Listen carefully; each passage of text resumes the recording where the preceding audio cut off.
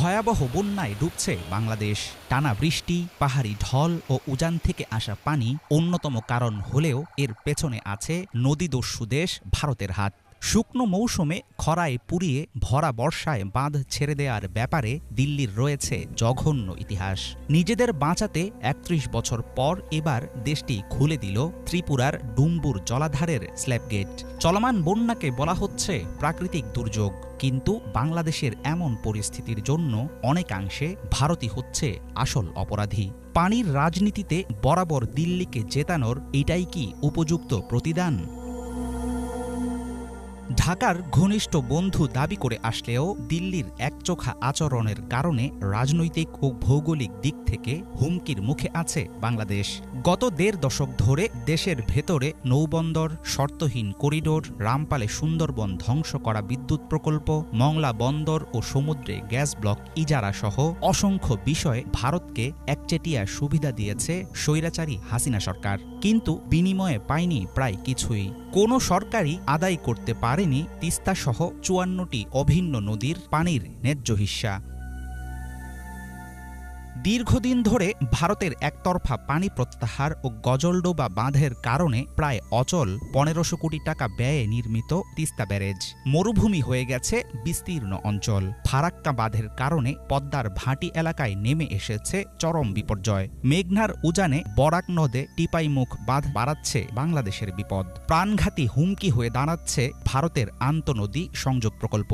এর আওতায় ব্রহ্মপুত্র ও গঙ্গা থেকে আরও পানি সরিয়ে নেবে দেশটি।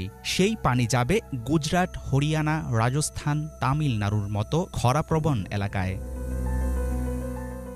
এক বা একাধিক দেশের সীমান্ত অতিক্রম করে প্রবাহিত নদীকে বলা হয় আন্তঃসীমান্ত নদী। এমন নদীর পানি বণ্টনে রয়েছে আন্তর্জাতিক আইন ও নানা রকম বিধিনিষেধ, যার মধ্যে উল্লেখযোগ্য ১৯৬৬ সালের হেলসিঙ্কি নীতি, ১৯৯২ সালের ডাবলিন নীতিমালা, ১৯৯৭ সালের জাতিসংঘের জলপ্রবাহ নীতিমালা কনভেনশন। নিয়ম অনুসারে অন্য দেশ মারাত্মক ক্ষতি বা বিপদের মুখে পড়ে নদীকে এমনভাবে ব্যবহার করা যাবে না। নদীতে বাঁধ নির্মাণ কিংবা গতিপথ পরিবর্তনের পরিকল্পনা করলে যেসব দেশের উপর দিয়ে নদী প্রবাহিত হয়েছে অবশ্যই জানাতে হবে তাদের, প্রয়োজনে নিতে হবে সম্মতি। বাংলাদেশের অভিন্ন নদীর ক্ষেত্রে কখনোই আন্তর্জাতিক নীতিমালা ও আইনের তোয়াক্কা করেনি ভারত।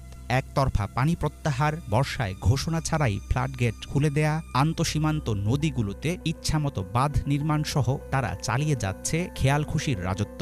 অথচ ব্রহ্মপুত্রের উৎস সাংপো নদীতে বাঁধ দিয়ে চীনের বিশ্বের বৃহত্তম জলবিদ্যুৎ প্রকল্প নির্মাণে ভারতের রয়েছে জোর আপত্তি। বিশ্লেষকরা মনে করেন দেশের জনগণের দোহাই দিয়ে গোটা অঞ্চলের নদীর পানি দখলে নিয়ে শক্তিশালী পানিদস্যু হয়ে উঠতে চাইছে নয়াদিল্লি।